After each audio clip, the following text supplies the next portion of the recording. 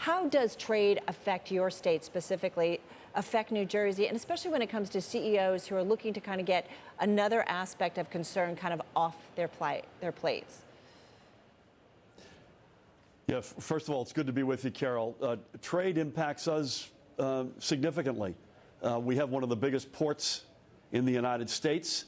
And so for that reason alone, never mind our other goods and services that are made in New Jersey, I believe at its core, there are legitimate issues with China, period. And that's not to me in question. What has been in question is how we've gone about that. And I have not supported the approach to this. I would have signed on the dotted line a lot of what was negotiated, assuming labor and consumers were protected. I would have signed what the Obama administration had worked on. But having said all that, lowering the trade temperature, as you suggest, taking another distraction off the table, I think is a good thing. I'm not qualified to tell you that this is a good trade deal. Again, I look at any deal through the eyes of consumers and labor. But putting aside the specifics, anything that can lower the temperature, I think is good. When you look at some of the issues that are facing your citizens, facing the companies that work in your state, what seems to be the top priority right now? So I got inherited to fix the economy, plain and simple. It didn't grow under the last administration, and it wasn't fair. So we've spent now 2 years pounding away on stronger and fairer. And we've done a lot of things on fairness. We've got a minimum wage that's finally getting toward $15, equal pay for equal work, earned sick leave, funding women's health and Planned Parenthood, criminal justice reform, lots of things there. I just came from announcing a very cool program as it relates to our talent, and that is something we're calling Jobs NJ. I announced it yesterday at my State of the State address, and we just sort of unveiled the specifics of it. Right. When we sell New Jersey to a company either here or looking to come here, there are two words we use: talent and location. We've got talent second to none and location second to none. I want to make sure both of those stay that way and that we invest prudently in each of those assets to make sure that when businesses look around and say, where's the best place to be, where's the best potential workforce, that we are at the top of the list. Well, and I will say, as somebody who's lived in New Jersey her whole life, I mean, it is one of the most taxed states, though, in the nation. And I do wonder, when you hear from corporations, yes, it is about location, it is about workers. What about when it comes to tax policy? What are you hearing from companies about whether or not they want to expand or whether or not they want to actually come into the state? Listen, we have right now, knock on wood, the lowest unemployment rate we've ever had. Right. And so we're at once proud of that, but we're not taking it for granted.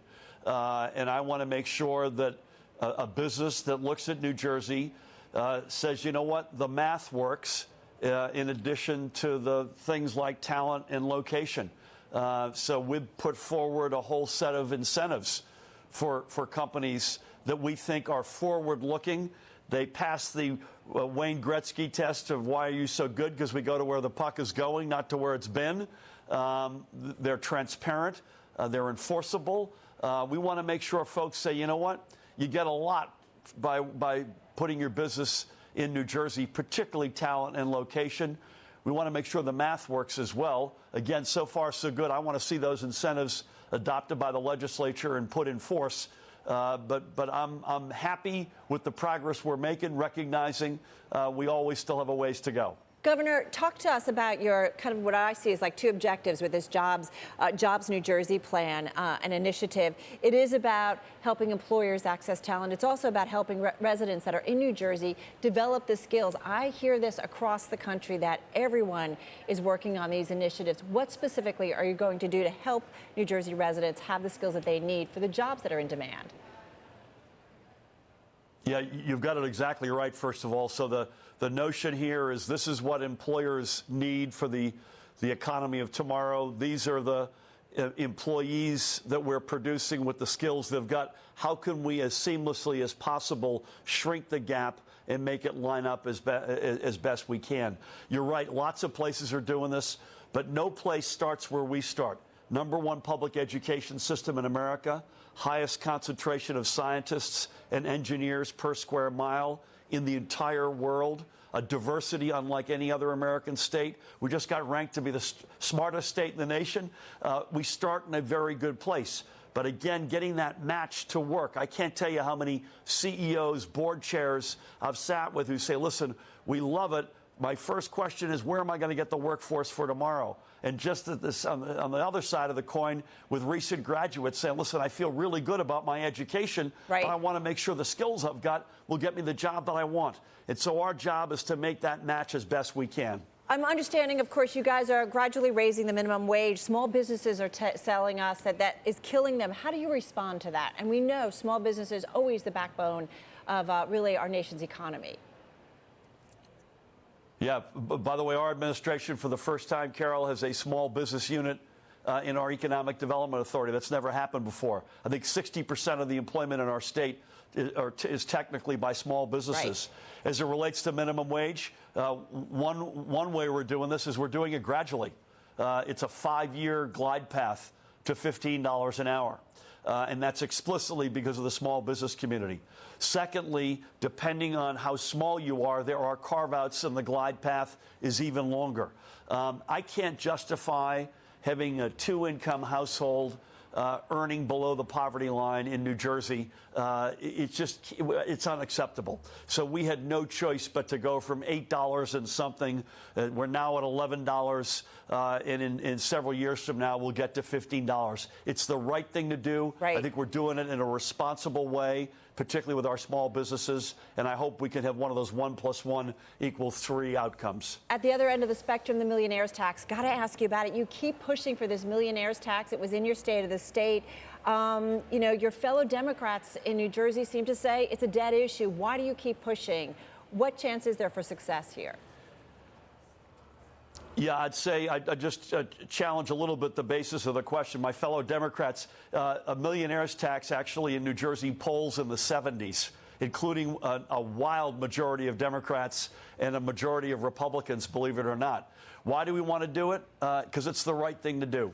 And we're not begrudging folks who have done well. There are 22,000 and something folks in this state out of 9 million who are in this category. Bless them for their success. We take our hat off to them. We want more of them. That's not the point. It's not us versus them. We want them to pay a little bit more. And the reason we want this is 2 reasons. Number one, we'll take the proceeds and we'll put it directly into the middle class. Direct middle class property tax relief and K-12 education funding. I inherited a state where the middle class had been ravaged. We're on a 2-year run now where we are making historic investments. This will allow us to accelerate that. And in particular, property tax is the big tax burden in this state above all else. Secondly, we'll have a recession at some point. I hope not for a while. Right. But when we do, we're going to need reliable year in and year out revenue streams to help us weather that recession. We did an awful job a decade ago recovering from the Great Recession. We can't see that movie again. For both of those reasons, it's the right thing to do. Well, it's interesting that you say that, especially in a week where we're seeing, you know, for some of the big banks, incredible profits. And I do wonder, you worked at Goldman Sachs, you understand the culture and, you know, what these companies are about. And certainly it's good to see a strong bank sector, but you do wonder about the inequalities that are out there and what's their responsibility to spread it out to everybody else. Yeah, I mean, I think the results you're seeing absolutely indicate a strong economy. We see it in our own state. This is about fairness and equity. It's not about us versus them. It's not about begrudging people's success. This is about, come on, let's do the right thing here. Right. And by the way, we are the quintessential middle-class state. If the middle-class state is punching at its weight, it's good for the middle class. But it's also good for the very wealthiest among us. Everyone does well on that basis. Because of the federal tax law, and Carol, you know this. I mentioned this in my speech yesterday. Right. The 400 wealthiest Americans now pay a lower tax rate than on average is the rate that the middle class in our country pays. That's just not right. And that's all I'm saying. Let's get this playing field leveled, take the proceeds, put every penny of it into the middle class, and everybody will be better as a result. Governor, I just have 20 seconds left here. Democratic nomination. Who do you think should get it? Just quickly, coming off that debate last night. Listen, my guy was Cory Booker. I still think someday he's going to be president of the United States. It didn't work out this round. He and I had a great conversation on Monday. We're assessing things as we stand here. I'll take any Democrat and I'll throw myself across the tracks to get them elected president.